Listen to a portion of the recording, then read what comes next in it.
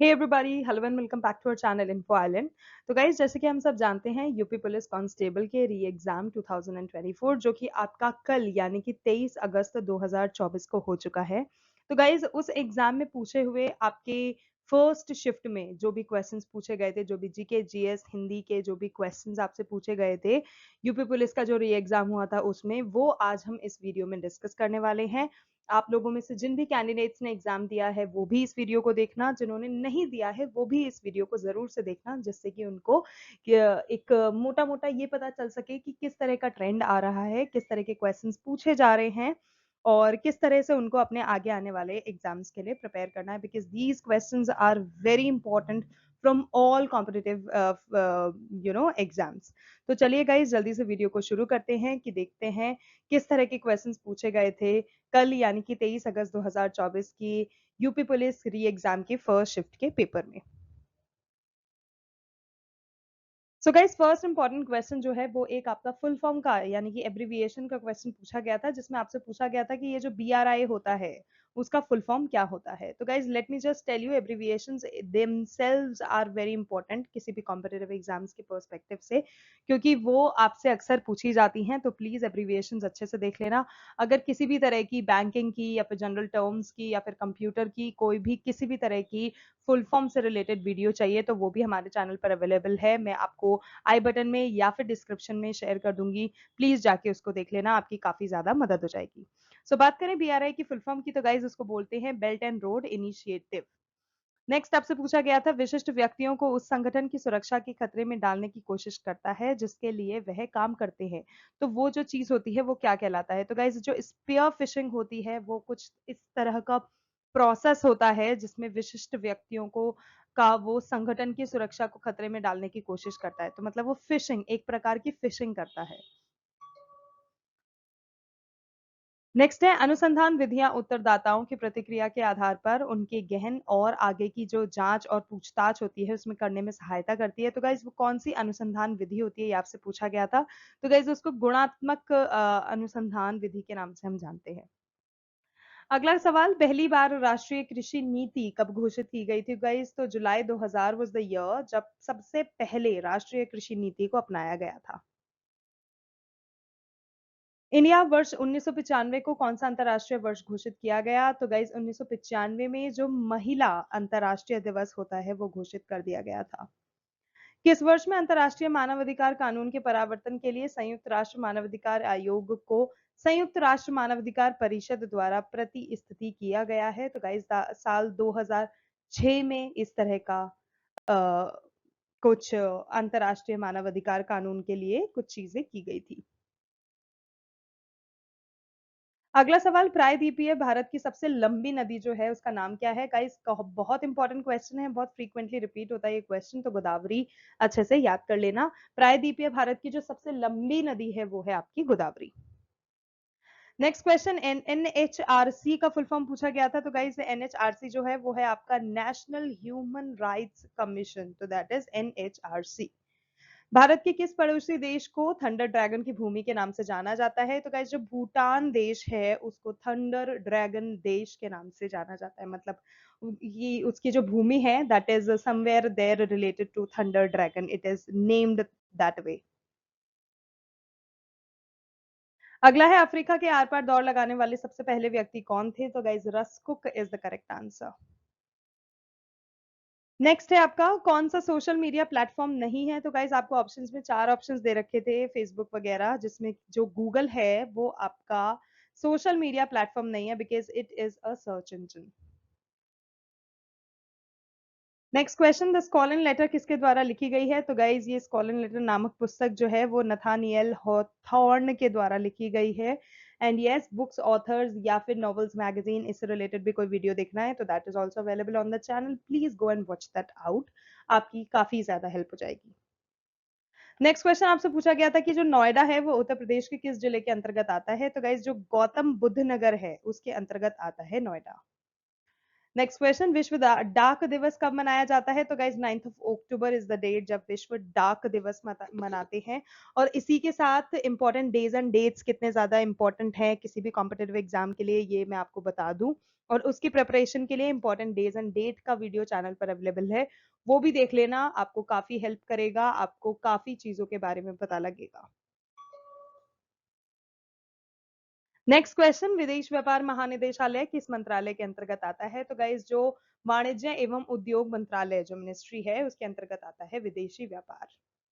परमाणु ऊर्जा के उत्पादन के लिए कौन सा तत्व आवश्यक है? तो guys in order to manufacture and produce, जो ये जो परमाणु बम होते हैं इनको बनाने के लिए यूरेनियम जो होता है ये काफी ज्यादा इंपॉर्टेंट तत्व होता है, उसके बिना you can not produce them.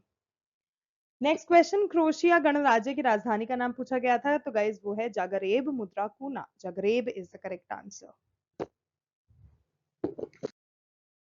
Next question, 1946 के विमुद्रीकरण, विमुद्रीकरण का इस डिमोनेटाइजेशन होता है, तो 1946 का जो विमुद्रीकरण हुआ था उसके दौरान आरबीआई के गवर्नर कौन थे, ये आपसे पूछा गया था। तो उस समय जो आरबीआई के गवर्नर थे, आरबीआई यानी कि रिजर्व बैंक ऑफ इंडिया, उसके गवर्नर जो थे वो थे चिंतामण द्वारकानाथ देशमुख। सो this is the correct answer. Next है, भारतीय संविधान का कौन सा भाग राज्य के नीति निर्देशक सिद्धांतों से संबंधित है? तो गाइस भाग 4 में ये सब कुछ दिया हुआ है, भाग 4 इन सब चीजों से रिलेटेड है। सो गाइज अगला सवाल जो आपसे पूछा गया था वो था कि वित्तीय स्थिरता बोर्ड क्या करता है? तो गाइज जो मेन ऑब्जेक्टिव होता है इस बोर्ड का वो होता है वित्तीय स्थिरता को सुनिश्चित करना। तो that is the purpose of doing this by this board. अगला सवाल है, जीएसटी के ब्रांड एम्बेसडर के रूप में रिसेंटली कौन चुना गया? तो guys GST which is goods and services tax, तो इसका जो ब्रांड एम्बेसडर है वो रिसेंटली अमिताभ बच्चन जी को बना दिया गया है। So Amitabh Bachchan is the correct answer, please note that. अगला है, कौन सी रेखा फ्रांस और जर्मनी के बीच की सीमा रेखा है? तो गाइस जो सीमा रेखा है सिगफ्रीड लाइन नामक जो रेखा है वो आपकी फ्रांस और जर्मनी के बीच की सीमा रेखा है। नेक्स्ट है, पल्लव राजवंश की राजधानी का नाम पूछा गया था, तो गाइस वो कहां पर स्थित है? तो वो कांचीपुरम में स्थित है। अगला है, पुस्तक लाइफ मिस स्पेंट किसके द्वारा लिखी गई है? तो गाइस सूर्यकांत त्रिपाठी निराला जी के द्वारा लिखी गई है। इंडियन नेशनल कांग्रेस की स्थापना किस वर्ष में हुई थी? तो गाइस दिसंबर 1885 को ए.ओ. ह्यूम के द्वारा इंडियन नेशनल कांग्रेस की स्थापना की गई थी। भारतीय कृषि अनुसंधान संस्थान में भारत में संरक्षित बासमती किस्मों की जो बासमती चावल किस्मों की जो खेती होती है उसके लिए किस देश के खिलाफ कानून कार्यवाही की गई थी? तो जो पाकिस्तान है उसके खिलाफ कानूनी कार्यवाही की गई थी। अगला सवाल बहुत इंपॉर्टेंट, बहुत कॉमन येट वेरी इंपॉर्टेंट जो पूछा गया था आपसे वो था कि आसमान का जो नीलापन होता है उसका मुख्य कारण क्या होता है? तो let me just tell you कि जो आसमान होता है एग्जैक्टली वो ब्लू कलर का नहीं होता है, मतलब ट्रूली वो ब्लू कलर का नहीं होता है, लेकिन उसका नीले दिखने का जो मुख्य कारण होता है वो होता है वहां पर उपस्थित वायुमंडल, वहां का जो एटमॉस्फेयर है, वहां का जो एनवायरमेंट है, वो इन सब चीजों के लिए बहुत रिस्पॉन्सिबल है कि आसमान यानी कि हमारा जो स्काई है उसका कलर ब्लू दिखता है। हमारे आसमान में कई सूक्ष्म पदार्थ हैं। आसमान का जो नीला दिखाई देने में सूर्य और वायुमंडल दोनों का ही मुख्य योगदान होता है। वायुमंडल में कई प्रकार की विभिन्न गैसें होती हैं, तो बहुत सारी गैसें मौजूद होती हैं जिसमें काफी सारे कण होते हैं। तो जब सूरज का प्रकाश जो है इस वायुमंडल से होकर गुजरता है तो आसमान में पाए जाने वाले जो वायु कण होते हैं, वायु कण जो वहां प्रेजेंट होते हैं, उसके कारण ये जो प्रकाश होता है वो आर पार हो जाता है, और क्योंकि आर पार हो जाता है तो फिर वो स्प्रेड हो जाता है, वो स्कैटर हो जाता है, वो बिखर जाता है। और जब प्रकाश बिखरता है तो वह बैंगनी, आसमानी और नीला रंग सबसे ज्यादा परिवर्तित करता है। तो अलग अलग कलर्स स्प्रेड हो जाते हैं, अलग अलग कलर्स स्कैटर हो जाते हैं, लेकिन जो ब्लू कलर होता है ना वो सबसे ज्यादा स्प्रेड होता है, जिसके कारण जो आसमान होता है वो अंत में हमें ब्लू कलर का दिखाई देता है। So this is the basic fundamental आप कह सकते हैं, basic thing related to this particular question. Okay, next है, भारत का पहला हवाई अड्डा कहां पर स्थित है? तो Mumbai is the correct answer. Bharat में व्यापार के लिए सेवाओं हेतु जो जीएसटी पंजीकरण के लिए थ्रेशोल्ड लिमिट है वो थ्रेशोल्ड लिमिट कुल कितनी है? तो वो है आपकी 20 लाख। जून 2024 का संग्रह मंत्रालय के जो प्रमुख है वो कौन थे? तो वो थे अमित शाह। उपयोगकर्ताओं के बीच लगातार संचार को प्रोत्साहित करने के लिए किस सोशल मीडिया प्लेटफॉर्म में स्ट्रिक्स नामक सुविधा है? तो वो है स्नैपचैट। रमन सुब्बा राव जिनका हाल ही में निधन हो गया, वो किस खेल से जुड़े हुए हैं? तो गाइज वो क्रिकेट से रिलेटेड है। महासागरीय अम्लीकरण का जो प्राथमिक कारण होता है वो क्या होता है? तो गाइज समुद्री जल द्वारा जो CO2 का अवशोषण होता है वो महासागरीय अम्लीकरण का प्राथमिक कारण होता है। किस प्रकार का प्रदूषण संवर्धन यानी कि त्वरित यूट्रोफिकेशन कहलाता है? तो जो जल प्रदूषण होता है वो त्वरित यूट्रोफिकेशन कहलाता है। नेक्स्ट है चिकनकारी एक पारंपरिक कढ़ाई शैली है जिसकी जो उत्पत्ति है वो उत्तर प्रदेश के किस शहर में हुई थी? तो गाइज वो लखनऊ में हुई थी। नेक्स्ट क्वेश्चन, कौन सा शब्दालंकार नहीं है? तो आपको चार ऑप्शंस गिवन थे, श्लेष, रूपक, अनुप्रास या फिर यामक।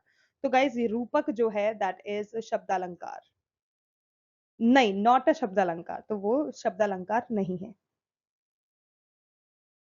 अगला है कौन सा भारतीय राज्य अपनी अनूठी वारली चित्रकला के लिए जाना जाता है? तो Maharashtra is the correct answer. जब दो व्यंजन एक साथ मिलते हैं तो उनको क्या कहते हैं? तो उनको अल्प प्राण के नाम से जाना जाता है। Okay, now we are going to talk about Hindi के कुछ इंपॉर्टेंट क्वेश्चंस गाइस जो कि पेपर में पूछे गए थे। तो इस क्वेश्चन में आपको दे रखा है, एक और अजगरही लखी एक और मृग राय, विकट बटोही बीच ही परियो मूर्छा खाए। इन पंक्तियों में प्रयुक्त रस कौन सा है वो आपको बताना था। तो गाइस भयानक रस is the correct answer. Okay, next question है निजवाचक सर्वनाम से रिलेटेड। तो निजवाचक सर्वनाम का जो प्रयोग होता है वो किस वाक्य में हुआ है ये आपको बताना है, जिसमें आपको चार ऑप्शंस गिवन हैं। अपनों से क्या छिपाना, आप भला तो जग भला, आज अपनापन कहाँ है और यह मेरी निजी पुस्तक है। ये चार ऑप्शंस आपको गिवन है जिसमें यह मेरी निजी पुस्तक है जो है इसमें निजवाचक सर्वनाम का प्रयोग किया गया है। So that is the option C is the correct answer. Next है देश प्रेम में कौन सा समास है? तो गाइज ऑप्शंस थे द्विगु समास, बहुव्रीहि समास, अव्ययी भाव समास और तत्पुरुष समास। सो ऑप्शन डी तत्पुरुष इज द करेक्ट आंसर। किसी एक में ही आस्था रखने वाला जो वाक्यांश के लिए एक शब्द है वो आपको बताना है, तो उसको हम अनन्य बोलते हैं। सदा एक वचन में प्रयुक्त होने वाले शब्दों को आपको चुनना है। तो जो हमेशा एक वचन में ही आते हैं जिसमें आपको ऑप्शंस में वर्षा और जनता, प्राण, बाल, होश, लोग, हस्ताक्षर, जनता ये दिया था। तो जिसमें वर्षा और जनता है that is the correct answer. राजा शब्द के लिए पर्यायवाची शब्द आपको चुनना है, गोविंद, लंकेश, रघुवीर, नरेंद्र। तो Narendra is the correct answer. निम्नलिखित में से वाक्यों के शुद्ध रूप का चयन करना है जिसमें आपको शुद्ध रूप बताना है। तो पहला है भारत में अनेक जातियां हैं, भारत में अनेकों जातियां हैं, भारत में अनेकों जाति है, या भारत में अनेक जाति है। तो ऑप्शन ए जो है भारत में अनेक जातियां हैं that is the correct answer. Okay guys, so that's it for today's video. ये थे वो सारे इंपॉर्टेंट जीके जीएस हिंदी के क्वेश्चंस जो कि आपको आपके 23 अगस्त के यूपी पुलिस का जो कांस्टेबल का ये एग्जाम हुआ है उसके फर्स्ट शिफ्ट में पूछे गए हैं। अगर आपको वीडियो अच्छा लगा, इन्फॉर्मेटिव लगा, then don't forget to like, share and subscribe to our channel because हम हमारे चैनल पे इस तरह के इन्फॉर्मेटिव वीडियोस डेली लाते रहते हैं। सो गाइज आज के लिए बस इतना ही। Thank you so much and all the very best to all the candidates. And yes, video अच्छा लगे तो प्लीज चैनल को सब्सक्राइब करना मत भूलना। अपने सारे यारों दोस्तों परिवारजनों से भी चैनल को सब्सक्राइब करा दो और कमेंट सेक्शन में हमें बताओ if you really want us to prepare second shift का paper for you guys. Thank you so much.